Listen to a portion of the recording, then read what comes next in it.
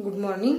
आता आपण अध्ययनाचं मूल्य निर्धारण कोर्स नंबर 7 यामधला पहिला घटक आहे मूल्य निर्धारण आणि मूल्यमापन संकल्पना। यामध्ये आपण 3 सबबिट यांचा अभ्यास करणार आहोत। ए मूल्यमापन, मूल्य निर्धारण आणि मापन त्यांचा अर्थ, मूल्यमापन चाचणी आणि शाळा आधारित परीक्षा हा घटक आपण या ठिकाणी अभ्यासत आहोत। आता या ठिकाणी मूल्यमापन तंत्राचा उदय 1948 मध्ये अमेरिकेमध्ये झाला, जो डॉक्टर बेंजामिन ब्लू यांना या ठिकाणी मूल्यमापन तंत्राचे जनक असंही या ठिकाणी ओळखलं जातं। शिक्षणाच्या प्रक्रियेमध्ये आमूलाग्र असे बदल झाले आणि हे आमूलाग्र बदल करण्यासाठीच आपल्याला मूल्यमापनाचं तंत्र अतिशय उपयोगी आहे याची आपल्याला खात्री पटली आणि मग या तंत्राचा या शिक्षण क्षेत्रामध्ये वापर करण्यास सुरुवात झाली। मूल्यमापन तंत्र हे केवळ फक्त परीक्षेचं तंत्र नाही, तर संपूर्ण शिक्षणाच्या प्रक्रियेला गवसणी घालणारं तंत्र आहे असंही या ठिकाणी म्हटलं जातं। कारण मूल्यमापनामध्ये शैक्षणिक उद्दिष्टे, अध्ययन अनुभव आणि मूल्यमापन या 3 घटकांचा समावेश आपल्याला या ठिकाणी होताना दिसतो किंवा आहे। तर पहिल्यांदा आपण त्याचं बघूया की शैक्षणिक उद्दिष्टे। आता जेव्हा व्यक्ती एखादी कृती करत असते तर ती कोणतीही कृती हेतू ठेवून केलेली असते। हेतू विरहित कोणतीही कृती आपल्या हातून होत नाही। कारण म्हणून म्हटलं जातं की हेतूशिवाय कोणतंही काम किंवा कोणतीही कृती होत नाही किंवा केली जात नाही। म्हणून शिक्षणाच्या प्रक्रियेमध्ये सुद्धा ही शिक्षण प्रक्रिया अतिशय चांगल्या पद्धतीने होण्यासाठी आपल्याला सर्वप्रथम शैक्षणिक उद्दिष्ट ठरवणे आवश्यक असतं। मग जर उद्दिष्टच नसतील तर जी शिक्षणाची प्रक्रिया आहे ही दिशाहीन होईल आणि म्हणून या ठिकाणी शिक्षण हे प्रामुख्याने वर्गातील अध्यापनाद्वारे होत असल्यामुळे अध्यापन हे उद्दिष्टधिष्ठित असणे आवश्यक आहे। त्यासाठी शिक्षकांनी अध्यापनाची उद्दिष्ट ठरवणं आवश्यक आहे।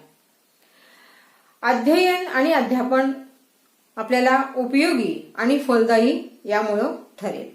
अध्यापनाची उद्दिष्ट ठरवणे म्हणजे काय, तर अध्यापनाद्वारे विद्यार्थ्यांच्या वर्तनामध्ये कोणकोणते बदल अपेक्षित आहेत हे ठरवणे। उद्दिष्टहीन कृती ज्याप्रमाणे निरर्थक असते त्याचप्रमाणे उद्दिष्टहीन अध्ययन सुद्धा निरर्थक ठरते। त्यामुळे उद्दिष्टांना अतिशय महत्व आपल्याला या शिक्षणाच्या प्रक्रियेमध्ये असलेलं आपल्याला दिसून येतं। कारण उद्दिष्ट ठरवल्याशिवाय आपल्याला पुढे जाता येणार नाही।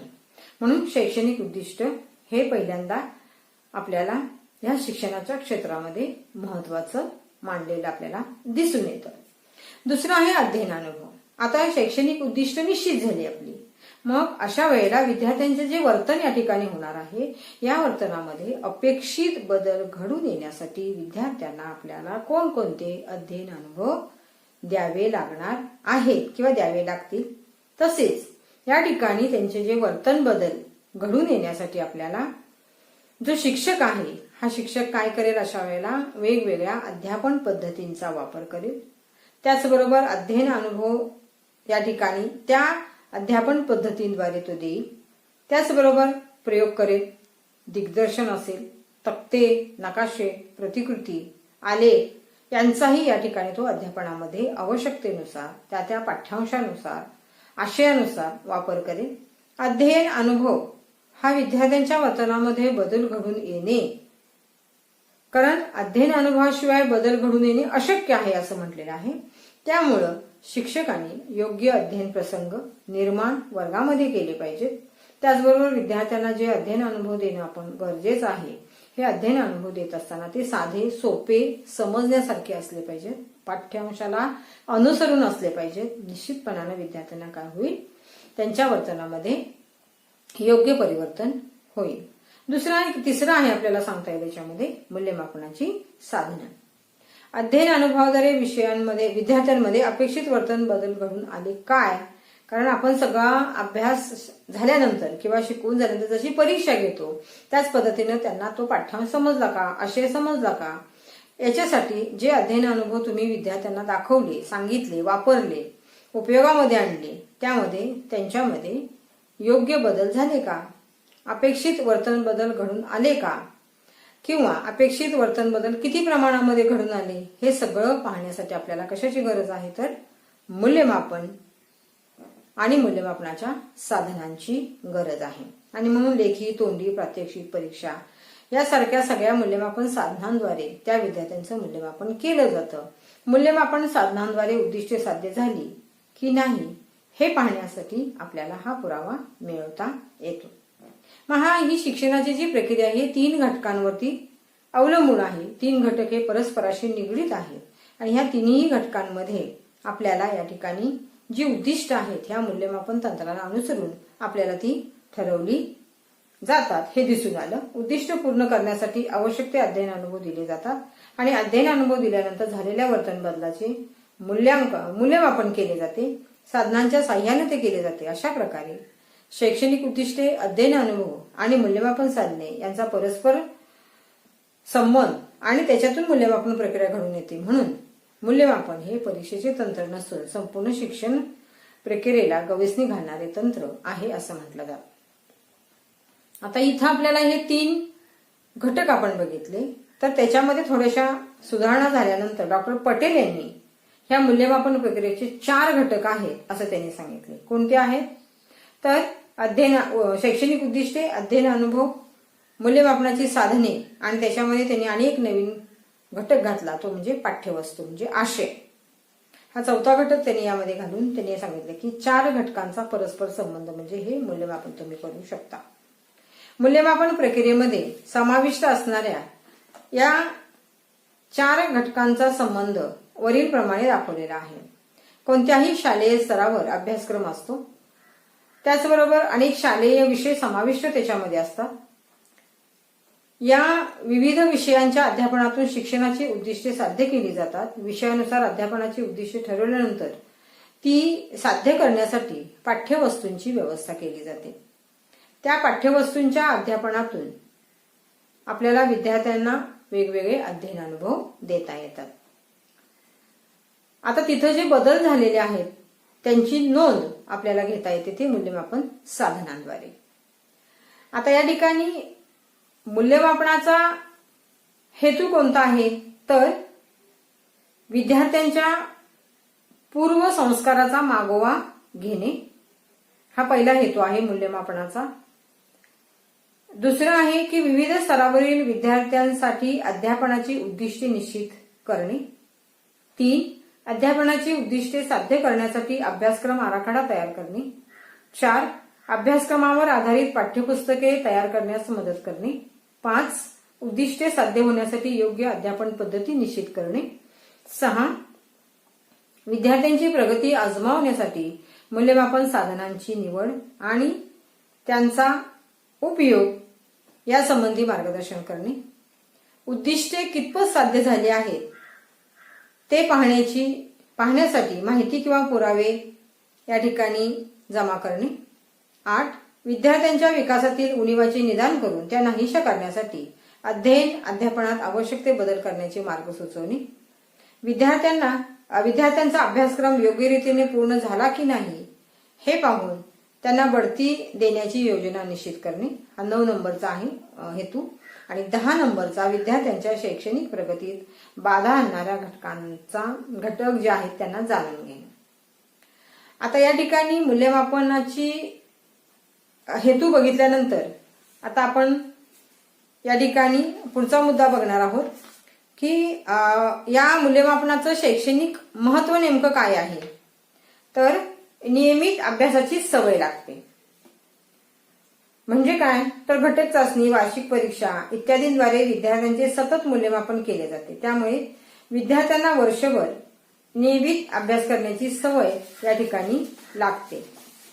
आता इथं आपण ज्यावेळेला हा मुद्दा बघितला की गरज 2 नंबर उणिवा व चुकांची जाणीव. सातत्यपूर्ण आणि सर्वंकष मूल्यमापनामुळे विद्यार्थ्यांना त्यांच्यामधील उणीव आणि चुका यांची जाणीव होते. 3. उद्दिष्टाधिष्ठित अध्यापनाची जाणीव, म्हणजे मूल्यमापनामुळे अध्यापन हे उद्दिष्टाधिष्ठित असावे याची जाणीव शिक्षकांना होते. म्हणजे एखादं उद्दिष्ट समोर ठेवून अध्यापन केलं जातं. 4. नियोजन कौशल्याची निर्मिती, वार्षिक नियोजन, घटक नियोजन, पाठ नियोजन, घटक चाचणीचे नियोजन इत्यादींचे महत्त्व या ठिकाणी घटल्यामुळे शिक्षकांच्या अंगी नियोजन कौशल्याची निर्मिती होते. 5. परिणामकारक व यशस्वी अध्यापन, शिक्षकांनी नियोजनबद्ध अध्यापन केल्यामुळे शिक्षकांचे अध्यापन परिणामकारक आणि यशस्वी होते. 6. वर्तन बदलाचा अंदाज, मूल्यमापनामुळे विद्यार्थ्यांच्या विविध प्रकारच्या वर्तन बदलाचा शिक्षकांना अंदाज येतो आणि त्यामुळे सुद्धा आपल्याला मूल्यमापन करण्यामध्ये म्हणजे सर्वंकष मूल्यमापन करताना आपल्याला याची मदत होते. 7. विद्यार्थ्यांना प्रेरणा, मूल्यमापनामुळे विद्यार्थ्यांना वारंवार आपल्या प्रगतीची कल्पना येते. 8. अचूक मूल्यमापन, मूल्यमापनामुळे वस्तुनिष्ठ प्रश्नांचा वापर करून अचूक मूल्यमापन करता येते. 9. पाल्याच्या प्रगतीची माहिती, मूल्यमापन तंत्रामुळे पालकांना सुद्धा आपल्या मुलाची प्रगती या ठिकाणी मिळते किंवा ती मिळण्याला मदत होते. 10.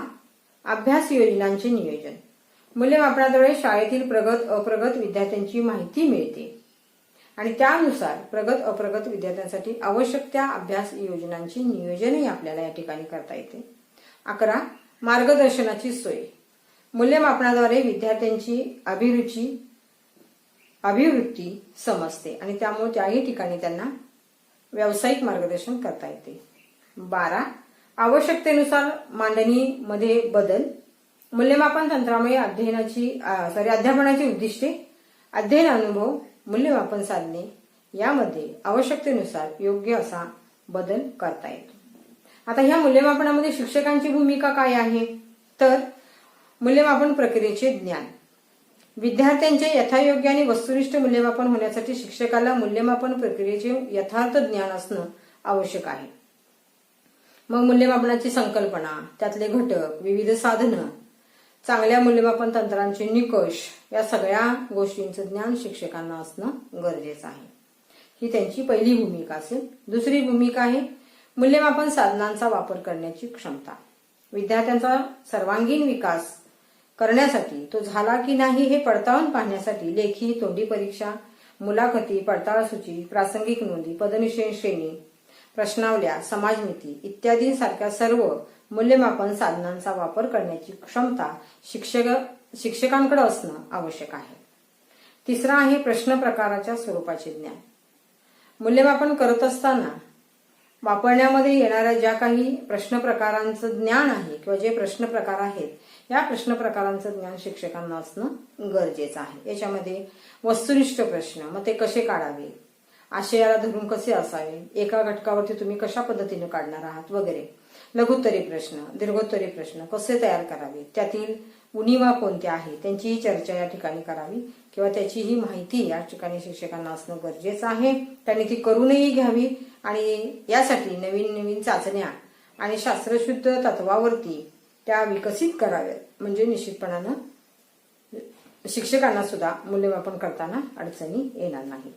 आणि 5वा आहे माहितीचे विश्लेषण आणि अर्थनिर्वचन, मूल्यमापन साधनाद्वारे मिळालेल्या माहितीचे योग्य विश्लेषण आणि अर्थनिर्वचन करून त्यासंबंधीचे निष्कर्ष विद्यार्थ्यांना माहीत करून द्यावेत.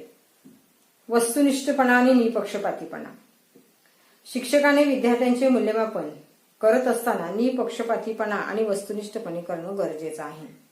मूल्यमापनावरील विद्यार्थ्यांचा विश्वास उडणार नाही याची दक्षता यावेळी शिक्षकांनी घेतली पाहिजे आणि तरच आपल्याला हे मूल्यमापन योग्य पद्धतीने झालेलं आहे असं या ठिकाणी म्हणता येऊ शकतं.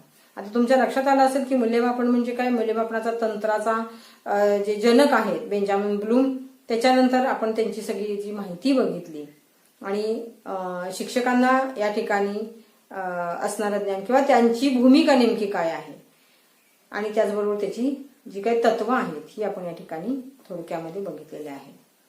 आता आपण बघत आहोत मूल्य निर्धारण. आता मूल्यमापन बघितलं, आता मूल्य निर्धारण म्हणजे काय. मूल्य निर्धारण, मापन आणि मूल्यमापन ह्या संकल्पना ह्या थोड्याशा वेगवेगळ्या आपल्याला असलेल्या दिसून येतात. मूल्य निर्धारणाला इंग्रजीमध्ये असेसमेंट म्हणतात. आता असेस या शब्दापासून हा शब्द तयार झाला, असेसमेंट. असेसचा अर्थ to sit beside or to assist the जज. म्हणजेच याचा अर्थ असा आहे की परीक्षा करण्यास मदत करणे. शिक्षणामध्ये विद्यार्थ्याची अध्ययन प्रक्रिया समजावून घेणे, त्यामध्ये सुधारणा करणं, निश्चित केलेल्या निकषानुसार विद्यार्थ्याची प्रगती आहे की किंवा नाही हे पडताळण्यासाठी किंवा त्याचे पुरावे गोळा करण्यासाठी किंवा त्याचं पृथक्करण करून अन्वयार्थ लावण्यासाठी आपल्याला काय आहे आवश्यक, हे मूल्य निर्धारण. ह्या सगळ्या गोष्टी मूल्य निर्धारणासाठी आवश्यक आहे. मापनीय एककामध्ये ज्ञान, कौशल्य, अभिवृत्ती, विश्वास यांचे अहवाल तयार करण्याची प्रक्रिया म्हणजे मूल्य निर्धारण होय. ही पहिली व्याख्या. दुसरे, विशिष्ट लोक अथवा कृती यांच्या वैशिष्ट्यांच्या संदर्भात माहिती गोळा करणे जे अनुमान काढण्यासाठी उपयुक्त ठरू शकते आणि व्यवस्थित प्रक्रिया म्हणजे मूल्य निर्धारण होय. आता आपण या ठिकाणी 2 व्याख्या बघितलेल्या आहेत. तुम्ही अजून त्याच्यामध्ये जास्तीच्या व्याख्या या ठिकाणी घेऊ शकता. आता या ठिकाणी या मूल्य निर्धारणामध्ये जेव्हा आपण हा विचार करत असतो की व्यक्ती संदर्भामधल्या अनेक बाबींचं या ठिकाणी आपल्याला काय करावं लागतं, मापन करावं लागतं. आणि ते मापन जेव्हा केलं जातं त्याला आपण मूल्य निर्धारण म्हणतो. एखाद्या प्रकल्पाचं करणं, एखाद्या अभ्यासक्रमाचं, शिक्षण क्रमांचं, संस्थेचं, हे जेव्हा आपण करत असतो त्याला आपण मूल्यमापन म्हणतो. पण मूल्यमापन करत असताना मूल्य निर्धारणाचे निष्कर्ष लक्षात घेणं महत्वाचं असतं. मूल्य निर्धारणात व्यक्ती जी आहे, ह्या व्यक्ती ज्या शिक्षण प्रक्रियेतून, परीक्षणातून पार पाडली जाते त्या प्रक्रियेचे परिणामही तपासले जातात. मूल्यमापनाच्या संदर्भात अंतिम निर्णय घेण्यापूर्वी मूल्य निर्धारण करणे आवश्यक आहे. मूल्य निर्धारण केल्यानंतर एखादा कार्यक्रम पुढे चालू ठेवायचा की नाही, त्यामध्ये सुधारणा करायच्या की कार्यक्रम बदलायचा की बंद करायचा, या संदर्भामध्ये आपल्याला निर्णय घेता येतो. आणि म्हणून मूल्य निर्धारण हा घटक अतिशय महत्वाचा असलेला आपल्याला दिसून येतो. मूल्य निर्धारणात विद्यार्थ्यांच्या कसोटीचा विकास करणे, कसोटी राबवणे, ती तपासणे, विद्यार्थ्यांच्या विविध कामांचे मापन करणे आणि निकाल जाहीर करून प्रशस्तीपत्रक देणे, या सगळ्या बाबींचा समावेश क्रमवार आपल्याला या मूल्य निर्धारणामध्ये असलेला दिसून येतो. आता या मूल्य निर्धारणामध्ये मूर्त गोष्टींचे मापन केले जाते. मूल्य निर्धारणाच्या प्रक्रियेमध्ये सर्वसाधारणपणे शिक्षक व प्रशिक्षकांचा सहभाग असतो. तर मूल्यमापन प्रक्रियेशी संशोधक संबंधित असतो. त्यामुळे नवीन विचारानुसार मूल्य निर्धारण आणि मूल्यमापन यामध्ये फरक करणे आवश्यक आहे. म्हणजे एकाच वेळेला त्या दोन्ही गोष्टी किंवा 2 संकल्पना ह्या वेगवेगळ्या आहेत आणि म्हणून ज्या वेळेला आपण हे नवीन विचार घेणार आहोत, नवीन प्रक्रिया करणार आहोत, त्यावेळेला मूल्य निर्धारण आणि मूल्यमापन या दोन्हीही गोष्टी ज्या आहेत ह्या वेगवेगळ्या आहेत आणि म्हणून वेगवेगळा त्यांचा अभ्यास करणं गरजेचं आहे. तर आपण मूल्यमापन बघितलं, आता मूल्य निर्धारण बघितलं आणि आता आपण मापन बघतो आहोत, ज्याला आपण मेजरमेंट म्हणतो. आता मापन ही काही नवीन संकल्पना नाहीये. आपल्याला अगदी प्राचीन काळापासून या मापनाचा संदर्भ आपण घेत असतोय किंवा आपल्याला सगळ्यांनाच आहे तो. दैनंदिन जीवनामध्ये आपण कितीतरी वेळा मापन करत असतो. शालेय अभ्यासक्रमात सुद्धा लांबी, क्षेत्रफळ, घनफळ, वस्तुमान, तापमान यासारख्या राशींचं मापन केलं जातं. यासाठी वेगवेगळी साधनं मात्र या ठिकाणी वापरली जातात. मापन करण्यासाठी जे साधन वापरले जाते त्याला मापन साधन असं म्हणतात. मापनासाठी अचूक निरीक्षण आणि मापनाची संख्यात्मक नोंद ठेवणं मात्र आवश्यक आहे. आता मापन म्हणजे काय बघा, वस्तू किंवा व्यक्तीच्या दर्जाचे, गुणवैशिष्ट्यांच्या वर्णनाचे किंवा निरीक्षणाचे सांख्यिकीकरण करण्याची पद्धती म्हणजे मापन होय. दुसरी एक आहे कॅपवेल यांची व्याख्या. मापनाचा अगदी साधा सोपा अर्थ म्हणजे काय तर मोजणे होय. मापन म्हणजे वस्तूला किंवा प्रसंगांना काही नियमांच्या आधारे संख्यात्मक रूप देणे म्हणजे मापन. आता या मापनाची काही वैशिष्ट्ये आहेत बघा. 1. मापनामध्ये व्यक्तीला किंवा वस्तूला अंकात तोलले जाते, हे त्याचं खास पहिलं वैशिष्ट्य. 2. मापन वस्तुनिष्ठ व्यक्तिनिरपेक्ष बाब आहे. 3. मापनामुळे आपणास किती या प्रश्नाचे उत्तर मिळते. 4. मापनाला संदर्भाची आवश्यकता नसते. 5. मापन ही मर्यादित संकल्पना आहे. 6. मापनामध्ये प्रत्याभरण अपेक्षित नसते. 7. मापन हे संख्यात्मक वर्णन असते. 8. मापनामध्ये साधनांची निवड, अचूक निरीक्षण, संख्यात्मक नोंद इत्यादी बाबी महत्वाच्या असतात. 9. मापनासाठी विविध साधने वापरावी लागतात. 10. मापनामध्ये वस्तूच्या कोणत्या तरी गुणधर्माचे मापन केले जाते. उदाहरणार्थ आपण टेबलाची लांबी रुंदी मोजतो, मात्र टेबल मोजत नाही. 11. मापनात तंतोतंतपणा व अचूकता असते. 12. मापनात मूल्य निर्धारणाचा मापन हा एक घटक आहे. आणि शेवटचा मुद्दा 13. मापन हा मूल्यमापनाचा पाया असं मानलेला आहे. आता मापन आणि मूल्यमापन परस्पर संबंध. 1. मापन हा मूल्यमापनाच्या प्रक्रियेतील महत्वाचा टप्पा असून तो मूल्यमापनाचा आधार आहे. मात्र मापन म्हणजे मूल्यमापन नव्हे. 2. मापनामुळे आपल्याला किती या प्रश्नाचं उत्तर मिळतं, तर मूल्यमापनामुळे किती चांगले या प्रश्नाचं उत्तर मिळतं. मापन हे 3 नंबर बघा. मापन हे मूल्यमापनातील एक साधन असले तरी मापनाशिवाय मूल्यमापनाला अर्थ प्राप्त होत नाही. मापन 4 नंबर बघा. मापन जर वस्तुनिष्ठ स्वरूपात झाले तर मूल्यमापनाची गुणवत्ता वाढीस लागते. 5. मापन केल्याशिवाय मूल्यमापन करता येत नाही. आणि 6. मूल्यमापनाची व्याप्ती मापनापेक्षा व्यापक असते. आता तुमच्या लक्षात आलं असेल की यांचा दोन्हींचा परस्पर संबंध काय आहे. आता मापनामध्ये समाविष्ट होणाऱ्या 3 बाबी आहेत. कोणत्या? 1. योग्य साधनांची निवड. म्हणजे वेगवेगळ्या बाबी जेव्हा आपण विचारात घेणार आहोत त्यावेळेला त्यांची वेगवेगळी साधनं आहेत. उदाहरणार्थ सोन्याचं वजन करण्यासाठी लहान संवेदनक्षम असा तराजू असतो, तर धान्याचं वजन करण्यासाठी तराजू जो आहे तो फार मोठा असतो. म्हणजे ज्या ठिकाणी योग्य साधनांची निवड तुम्हाला या ठिकाणी मापन करताना घेणं गरजेचं आहे. अचूक निरीक्षण. मापन करताना तराजू तंतोतंत समतोल झाला की नाही याचं अचूक निरीक्षण आपल्याला करावं लागतं, गरजेचं असतं. निरीक्षणाचे वर्णन. 3 नंबर. ताण काट्यावरील दर्शक कोणत्या खुणेवर आहे हे पाहून वजन किती ग्रॅम आहे हे सांगणे म्हणजेच निरीक्षणाचे वर्णन होय. तसंच विद्यार्थ्यांच्या वर्तनाचं सुद्धा निरीक्षण करून एखादी बाब किती प्रमाणामध्ये झालेली आहे याचा अंदाज करणं म्हणजे निरीक्षणाचं योग्य वर्णन होय. आता मापन हे मूल्यमापनाचे एक अंग आहे, कारण प्रत्येक गुण किती प्रमाणात आहेत हे ठरवावे लागतं. किती प्रमाण हे ठरवताना संख्यात्मक मापन करावं लागतं, परंतु किती प्रमाणात हे ठरविल्यानंतर किती चांगले हा गुणात्मक विचार करून मूल्यमापन केले जाते. आता मापनाचे काही प्रकार आहेत बघा. 1. अंक निर्दिष्ट श्रेणी, वर्गीकरण श्रेणी, नामांकन श्रेणी. हे एकाच श्रेणीला नावं दिलेली आहेत. अंक निर्दिष्ट श्रेणी किंवा वर्गीकरण श्रेणी किंवा नामांकन श्रेणी. हा पहिला मापन श्रेणीचा प्रकार. 2. समवाचक किंवा क्रमवाचक किंवा क्रमांकन श्रेणी. 3. समांतर श्रेणी, आंतरश्रेणी किंवा आंतरजाल श्रेणी.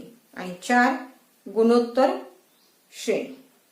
आता तुमच्यामध्ये लक्षात आलं असेल की मूल्यमापन, मूल्य निर्धारण आणि मापन यांचे आपण अर्थ या ठिकाणी बघितलेले आहेत. आता आपण मूल्यमापन आणि मापन या दोन्हींमधला फरक या ठिकाणी अभ्यासणार आहोत. मापन म्हणजे काय बघा. 1. वस्तू किंवा व्यक्तीच्या दर्जाचे किंवा गुणवैशिष्ट्यांच्या वर्णनाचे किंवा निरीक्षणाचे सांख्यिकीकरण करण्याची पद्धती म्हणजे मापन होय. तर मूल्यमापन म्हणजे काय? तर मूल्यमापन म्हणजे मापन आणि त्या मापनाच्या जोडीला व्यक्त केलेला गुणात्मक अभिप्राय होय. 2. मापन ही मर्यादित संकल्पना आहे, तर मूल्यमापन ही व्यापक संकल्पना आहे. 3. मापनामध्ये संख्यात्मक वर्णन असते, तर मूल्यमापनामध्ये गुणात्मक वर्णन असते. 4. मापन केवळ वस्तुस्थिती दर्शवते, तर मूल्यमापन हे वस्तुस्थितीचा अन्वय लावण्याचा प्रयत्न करते. 5. मापनाला संदर्भाची आवश्यकता नसते, तर मूल्यमापनामध्ये कोणता तरी संदर्भ घेतलेला असतो किंवा घ्यावा लागतो. 6. मापनामध्ये प्रत्याभरण अपेक्षित नाही, पण मूल्यमापनामध्ये या ठिकाणी आपल्याला किती चांगले हे पाहण्यासाठी आपल्याला प्रत्याभरणाची गरज आहे, कारण प्रत्याभरणाशिवाय आपल्याला समजून येणार नाही आणि म्हणून मूल्यमापनामध्ये प्रत्याभरणाला अनन्यसाधारण महत्व आहे. मापन किती या प्रश्नाचे उत्तर देते, तर मूल्यमापन किती चांगले या प्रश्नाचं उत्तर देते. 8. मापन ही स्वतंत्र आणि स्वयंभू अशी बाब आहे, तर मूल्यमापनासाठी मापनाचा आधार घ्यावा लागतो. मापन मार्गदर्शनासाठी उपयुक्त नाही, तर मूल्यमापन मार्गदर्शनासाठी उपयुक्त असते. 10. मापन हे वस्तुनिष्ठ असते, तर मूल्यमापन हे मापना इतके वस्तुनिष्ठ असेल की नाही असं आपण सांगू शकत नाही. 11. मापन ही व्यक्तिनिरपेक्ष बाब आहे, तर मूल्यमापन ही व्यक्ती सापेक्ष बाब आहे. 12. पूर्व नियोजनाची फारशी आवश्यकता नसते, पण मूल्यमापनात सविस्तर पूर्व नियोजन आवश्यक असते. 13. मापन करण्यासाठी एखादे साधन वापरावे लागते, तर मूल्यमापनामध्ये अनेक साधने आपल्याला वापरता येतात किंवा वापरावे लागतात. आणि 14. वेळ कमी लागतो आणि खर्च कमी. मूल्यमापनामध्ये वेळ जास्त लागतो आणि खर्चही जास्त येतो. आता तुमच्या लक्षात आलं असेल की मूल्यमापन, मूल्य निर्धारण आणि मापन हे बघितल्यानंतर आपण जे बघितलं की मापन आणि मूल्यमापन ह्या बाबी बघितल्यानंतर आता आपण बघत आहोत या ठिकाणी त्याची तत्वे. आता आपण बी हा घटक त्याच्यामधला बघतो आहोत. घटक नंबर 1 मधला मूल्य निर्धारण आणि मूल्यमापनाची तत्वे. पहिलं तत्व आहे उद्दिष्टाधिष्ठित अध्यापनाचे तत्व. विविध विषयांच्या अध्यापनाचे नियोजन करताना संबंधित विषयाच्या अध्यापनाची उद्दिष्टे निश्चित करणे आवश्यक आहे आणि ही उद्दिष्टे चांगल्या रीतीने साध्य होण्यासाठी त्या उद्दिष्टांची स्पष्टीकरणे ठरवणे आपल्याला आवश्यक असते. हे पहिलं सर्वसामान्य तत्व आहे. 2. अध्ययन अनुभूतीचे तत्व. उद्दिष्टे साध्य होण्यासाठी योग्य अध्ययन अनुभव देणे आवश्यक आहे. म्हणजेच काय, तर निरनिराळे वर्तन बदल घडवून येण्यासाठी पोषक अनुभूती प्राप्त करून देणारे अध्ययन प्रसंग निर्माण करणे गरजेचे आहे. 3. सर्वांगीण विकासाचे तत्व. अध्यापन करताना विद्यार्थ्यांच्या शारीरिक, भावनिक, मानसिक विकासाकडे लक्ष देणे आवश्यक आहे. 4. वर्तन बदलाचा मागोवा घेण्याचे तत्व. वर्तन बदल योग्य दिशेने होतोय की नाही, त्याचबरोबर तो योग्य प्रमाणामध्ये घडून आलेला आहे की नाही याचा मागोवा घेण्यासाठी योग्य आणि अचूक मूल्यमापन साधनांची निवड करून विद्यार्थ्यांच्या वर्तनामध्ये झालेल्या बदलांचा आपल्याला या ठिकाणी मागोवा घेता येतो. 5. मूल्यमापन साधनांच्या मर्यादा जाणण्याचे तत्व. कोणत्याही मूल्यमापन साधनांचा वापर करताना त्याच्या मर्यादा लक्षात घेणं आपल्याला आवश्यक असतं. त्याशिवाय मूल्यमापन जे आहे ते विश्वासार्ह आणि सप्रमाण ठरू शकत नाही. 6वं तत्व आहे मूल्यमापनाच्या निरंतरतेचे तत्व. मूल्यमापन ही निरंतर चालणारी प्रक्रिया आहे, त्याचबरोबर अखंड चालणारी प्रक्रिया आहे आणि हे ते अंतिम सत्य नव्हे, तर योग्य मूल्यमापन साधनांचा वापर करून पुन्हा पुन्हा वर्तन बदलाचा मागोवा यामध्ये आपल्याला घेता येतो. आणि 7वं तत्व आहे शिक्षण प्रक्रियेच्या नियोजनाचे तत्व. शिक्षणाची प्रक्रिया ही यशस्वी आणि परिणामकारक होण्यासाठी वार्षिक नियोजन, घटक नियोजन, पाठ नियोजन, घटक चाचणी, स्वाध्याय यासारख्या सगळ्याच नियोजनाकडे आपल्याला बारकाईनं लक्ष द्यावं लागतं. तर आता आपण या ठिकाणी बघितलेलं आहे की बी मध्ये मूल्य निर्धारण आणि मूल्यमापनाची तत्वे या ठिकाणी त्याचा अभ्यास आपण या ठिकाणी केलेला आहे. आता आपण बघत आहोत मूल्य निर्धारण आणि मूल्यमापनाची तत्वे. त्यातलं मूल्य निर्धारणाची तत्वे बघा. आता आपण मूल्य मापनाची तत्वे बघितली, आता मूल्य निर्धारणाची तत्वे. 1. मूल्य निर्धारण हे शिक्षकांच्या मुख्य व्यावसायिक कौशल्यांना विचारात घेणारे असावे. 2. मूल्य निर्धारण हे अध्ययन अध्यापनाच्या प्रभावी नियोजनाचा भाग असावे. 3. मूल्य निर्धारण हे अध्ययनाच्या ध्येयाशी निगडीत आणि ज्यांचे मूल्य निर्धारण करायचे आहे त्या निकषाच्या आकलनाशी संबंधित असावे. 4. मूल्य निर्धारण हे केंद्रीय ते वर्गखोलीतील प्रत्यक्ष कृतीचे मोल जाणणारे असावे. 5. मूल्य निर्धारण हे विद्यार्थी कसा शिकतो यावर भर देणारे असावे. 6. सर्व विद्यार्थ्यांच्या सर्व प्रकारच्या संपादनाला मान्यता देणारे मूल्य निर्धारण असावे. 7. मूल्य निर्धारण हे संवेदनशील आणि रचनात्मक असावे. 8. विद्यार्थ्यांच्या प्रेरणांना महत्त्व देणारे मूल्य निर्धारण असावे. 9. विद्यार्थ्यांच्या ठिकाणी स्वयं मूल्य निर्धारणाची क्षमता विकसित करणारे मूल्य निर्धारण असावे. 10. मूल्य निर्धारण हे सुधारण्यासाठीचे रचनात्मक मार्गदर्शन उपलब्ध करणारे असावे. मूल्य निर्धारण हे समावेशक आणि न्यायी असावे. 11. 12. मूल्य निर्धारण हे विश्वसनीय आणि सुसंगत असावे. 13. मूल्य निर्धारण हे प्रमाणित असावे. 14. मूल्य निर्धारणासंबंधीची माहिती ही सुसाध्य, सुस्पष्ट आणि पारदर्शक असावी. 15. मूल्य निर्धारण अध्ययनाची उद्दिष्टे आणि अध्ययन निष्पत्ती यांच्याशी संबंधित असावे. 16. मूल्य निर्धारणाचे कार्य व्यवस्थापन करण्यायोग्य असावे. 17. मूल्य निर्धारणात शिक्षकांच्या व्यावसायिक आणि कार्यनीतीचा समावेश असावा. 18. मूल्य निर्धारणाच्या प्रक्रियेत वेळेवर प्रत्याभरण आणि सुधारणा करण्याची सुविधा असावी.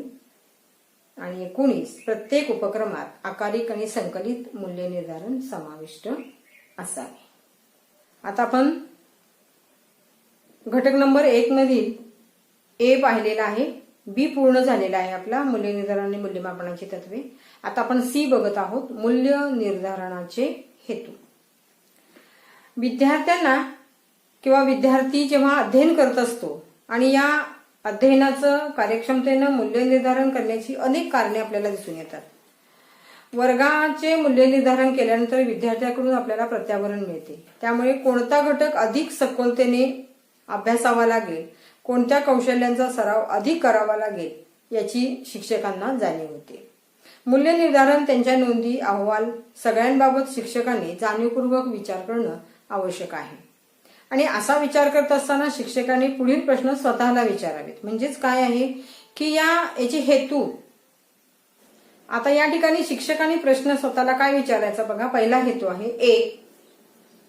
आता ह्या सगळ्या गोष्टी बघतोय आपण की विद्यार्थ्यांच्या अध्ययनासाठी पुढील पायरी ठरवता यावी, नियोजन करता यावे, यासाठी मूल्य निर्धारणाचा खरंच वापर होतो का? दिलेले गुण आणि श्रेणी यांचा अर्थ विद्यार्थ्यांना समजतो का? कोणत्या प्रकारचे संपादन खरोखर मोलाचे आहे? पालकांना प्रगती पुस्तकातून जे समजावे अशी इच्छा आहे किंवा ते समजण्याची खरी गरज आहे का? 5. माझ्या सहकार्याने केलेले आणि मी केलेले मूल्य निर्धारण ठराविक विद्यार्थी समूहासाठी सातत्यपूर्ण आहे का? मूल्य निर्धारणाबाबतच्या सगळ्या म्हणजे आम्हा सहकार्यांच्या संकल्पना सुस्पष्ट आहेत का? वरील प्रश्न स्वतःला विचारून खरोखरच मूल्य निर्धारण कशासाठी या प्रश्नाचे उत्तर शोधण्याचा प्रयत्न जर केला प्रत्येक शिक्षकाने तर आपल्याला काही उत्तरे मिळतात. ती उत्तर कोणती आहे बघा. 1. निदान करण्यासाठी. 2. वर्गवारी आणि चाळणी करण्यासाठी. 3. विद्यार्थ्यांना प्रत्याभरण देण्यासाठी. 4. अध्ययनात मदत करण्यासाठी. 5. लक्ष ठरवण्यासाठी. 6 शिक्षकांना प्रत्याभरणासाठी. 7 अध्यापन व नियोजनामध्ये सुधारणा आणण्यासाठी. 8 प्रतवारी करण्यासाठी. 9 विद्यार्थी गट तयार करण्यासाठी. 10 अंदाज वर्तवण्यासाठी. 11 मार्गदर्शन करण्यासाठी. 12 निवड करण्यासाठी. 13 प्रमाणपत्र व मान्यता देण्यासाठी. 14 शाळांमधील दर्जांचे नियोजन करण्यासाठी. 15 शाळा मूल्यमापन व शिक्षक कार्यमानासाठी. आणि 16 उत्तरदायित्वासाठी. म्हणजे ही जी सगळी वरील उत्तरे जी आहेत हे म्हणजे काय आहे तर मूल्य निर्धारणाचे हेतू आहे. आता विद्यार्थ्यांसाठी जे हेतू कुठले आहेत बघा. आता हे शिक्षकांसाठी बघितले. आता विद्यार्थ्यांसाठी काय आहेत. पहिला हेतू आहे विद्यार्थ्यांसाठीचा. 1 गरजांवर आधारित निदान करता येते. 2 विद्यार्थ्यांना त्यांच्या अध्ययन निष्पत्तीच्या संदर्भात किंवा प्रगतीसाठी प्रत्याभरण देता येतं. 3 विद्यार्थ्यांना अध्ययनाच्या संधी उपलब्ध करून देणे. 4 विद्यार्थ्यांना स्वयं मूल्यमापनासाठी प्रेरित करणे. 5 विद्यार्थ्यांच्या आकलनाचा आढावा घेऊन त्यांना प्रेरणा देणे, मोटिवेशन करणं. 6 विद्यार्थ्यांच्या स्वयं मूल्यांकन क्षमता विकसनासाठी प्रेरणा देणं. आणि 7 विद्यार्थ्यांच्या अध्ययनाचे पर्यवेक्षण करणं. आता हे सगळे हेतू बघितल्यानंतर परत एकदा त्यांनी शिक्षकांच्या बद्दल हे जे प्रश्न विचारले त्याच्या संदर्भामध्ये त्यांनी सांगितले की विद्यार्थ्यांचे हेतू बघितल्यानंतर की शिक्षक नेमकं काय करणार आहे. तर पहिल्यांदा बघा त्यांचा हेतू. 1 विद्यार्थ्यांच्या गरजा आणि ज्ञान यावर आधारित अध्ययन अध्यापन जी प्रक्रिया आहे ती प्रक्रिया बनवणं. 2 विद्यार्थ्यांचे चुकीचे समज ओळखून अध्ययनासाठी प्रत्याभरण देणं. 3 अध्यापनाची परिणामकारकता निर्धारित करून त्यामध्ये पुरेशा प्रमाणामधल्या सुधारणा करणं. 4 अध्ययन अध्यापनाचे एक साधन म्हणून मूल्य निर्धारणाचा उपयोग करणं.